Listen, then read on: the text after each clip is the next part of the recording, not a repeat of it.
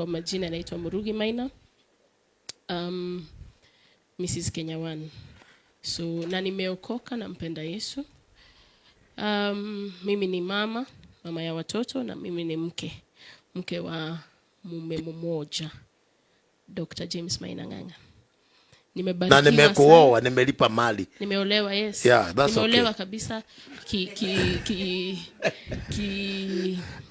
traditionally, kikanisa, hata kisheria. Mimi ni mke wa mtu. Ukitafuta utaona imeandikwa James Maina Ng'ang'a. Na yeye ni mume wa mtu. There were challenges before marriage, but I was able to overcome that. Because moyo ukipenda, what else can you do? See, you overcome the challenges because of that. So I got into marriage.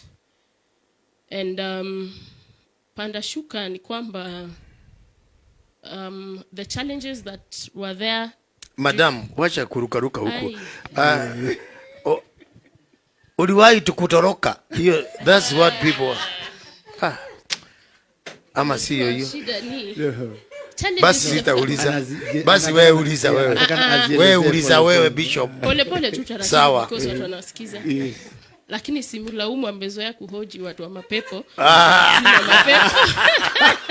Aki wewe. Sawa tu. The same challenges that were there during courtship, hiyo yenye ilikuwa kwa kuchumbiana, inaweza ikakufuata hata ndani ya ndoa. Why? Because namba si ile ya simu. Watu ni wale. So wanakutafuta hata after marriage. So sasa nikampatia simu. Nikamwambia angalia huyu. Sababu nilitaka kumueducate kwamba spoilers watatuma message ambayo sio ya ukweli. Sasa kama hatungekuwa na yeye, aje aone hiyo simu hapo, nyumba ikevujika.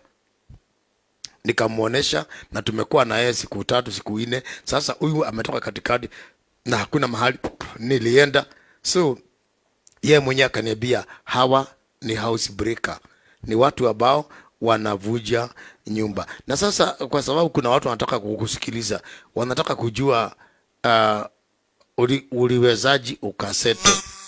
But the challenges were there. There was what can I call it? External influence. Mimi nikiolewa kulikuwa na mambo nyingi sana. Asiolewe, aolewe, asimuoe. Hapo ndio watu wanataka kujua. Sasa hapo ndio shida ilikuwa. I think nilikuwa na over 1000 ladies who are on queue. Yes. 1000. Ni sawa. Yeah, you know. Let us speak true. Nilikuwa online. Aya. Online. Wale walikuwa online. Hey. Q. Okay. Unajua hata I lost ashes. Yeah. You know that? Yes. Waliinuka wakasema hawezi kutukumbuka na vile tumemtumikia. You know that? Wengine walitaka nioe sister zao, wengine walitaka nioe watoto wao. Yaani na mimi nikasimama nikasema liwalo na liwe. What happened is this.